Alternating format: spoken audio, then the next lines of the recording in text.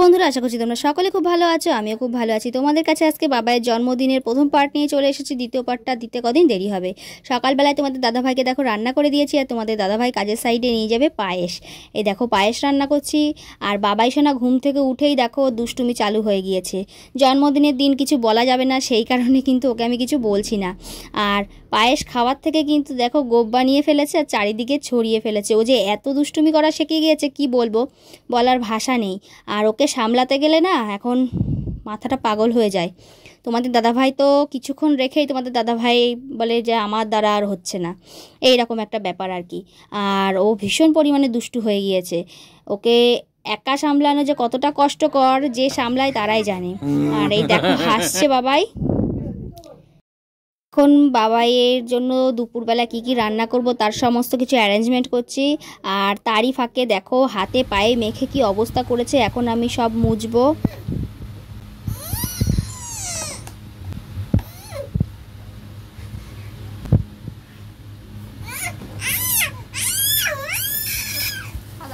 আমাদের দাদাভাই বাবাইয়ের কাছ থেকে বাটিটা কেড়ে নিতে যাচ্ছে, আর ও দেবে না। অনেক কষ্ট করে ভুলিয়ে ভালিয়ে তবে গিয়ে বাটিটা ওর কাছ থেকে নেওয়া হয়েছে।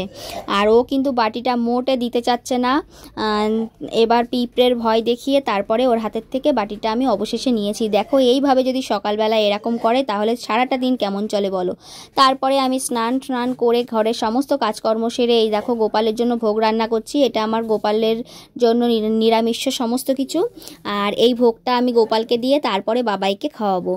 আর এই যে আমার ভোগ রান্না প্রায় হয়ে গেছে, এখন নামিয়ে নেব। তারপরে অনেক কিছু করেছি, সেগুলো তুলতে পারিনি। এই দেখো 3 রকমের ভাজা ভেজেছি, ঘরে আর কিছু নেই, যা আছে তাই দিয়েই বাবাইয়ের বার্থডেটা কোনো রকম সেলিব্রেট করেছি। বলেছি তো তোমাদের যে আমি বাবাইয়ের বার্থডেতে সেরকম কিছুই করব না। আর এই মাছের মাথা দিয়ে মুড়ি ঘন্টের ডাল বানিয়েছি, চাল ভিজিয়ে রেখেছি। আর এদিকে দেখো মাংসটা বসিয়ে দেবো। মাংসটা তোমাদের দাদা কদিন আগে এনেছিল, সেখান থেকে অল্প কিছু মাংস রেখে দিয়েছিলাম। নতুন করে কিন্তু কোনো মাংস কিনে আনা হয়নি। এই দিকে দেখো এই মাংস রান্না করব। আর টমেটো একটু ঘরে ছিল, সেই টমেটো দিয়ে মাংসটা রান্না করে নিয়েছি। তোমরা কে কে মাংসের মধ্যে টমেটো দাও, কেউ কে দাও না, সেটা কমেন্ট করে জানাতে কিন্তু ভুলো না। আর তোমরা সবাই যেভাবে ভালোবাসা দিচ্ছ এইভাবেই তোমরা সবাই আমাকে ভালোবাসা দিও। আমিও তোমাদের সবাইকে যতটা সম্ভব পারি অবশ্যই ভালোবাসা দিয়েছি, দিয়ে যাব। আর সব সময়ের জন্য আমি তোমাদের পাশে আছি, পাশে থাকবো। সবাই সবাইকে যদি ভালোবাসি, সবাই যদি পাশে থাকি, তবেই কিন্তু আমরা একটা পরিবার হয়ে অনেক দূর এগিয়ে যেতে পারবো। আমি চাই প্রত্যেকেই আমরা একসাথে পথ চলি, একসাথে এগিয়ে যাই। আমি কিন্তু প্রত্যেকেই ভালোবাসা দিই আর ভালোবাসা দেওয়ার চেষ্টা করি। যাই হোক, এইদিকে দেখো আমার মাংস রান্না প্রায় রেডির পথে চলে গেছে। এখন আমি ম্যারিনেট করা চিকেনগুলো দিয়ে দেবো।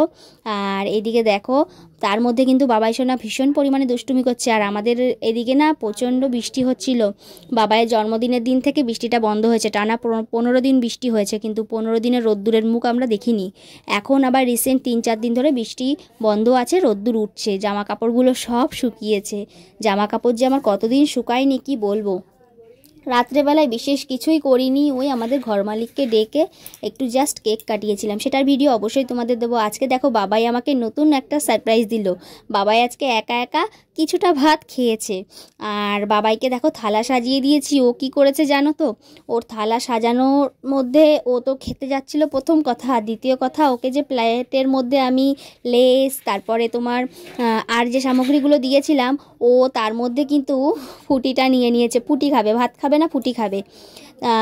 আমি বাবাইকে বলছি যে বাবাই খায় না, আগে ভাত খাও পরে ফুটি খাও। ও রাগ করে কিন্তু একবার চলেও গেছিলো, আমি আবার ওকে নিয়ে এসেছি, তারপরে কিন্তু বাবাই ভাত খেয়েছে।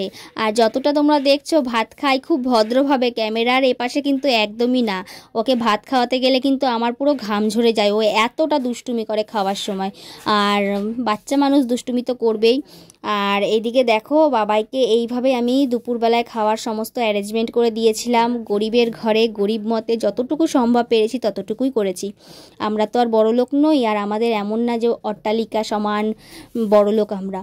যাই হোক, প্রত্যেক মা বাবাই চায় তার সন্তানকে ভালোভাবে মানুষ করতে। আমি চাই বাবাই মানুষের মতো মানুষ হোক, সৎভাবে ভালোভাবে বাঁচতে শিখুক, নিজে জীবনে প্রতিষ্ঠিত হোক, আর মানুষের মতো মানুষ হোক, এটাই আমার চাওয়া পাওয়া। যাই হোক বন্ধুরা, এইভাবেই বাবাই দুপুরবেলাটা খাওয়া দাওয়ার মাধ্যমে কেটেছে।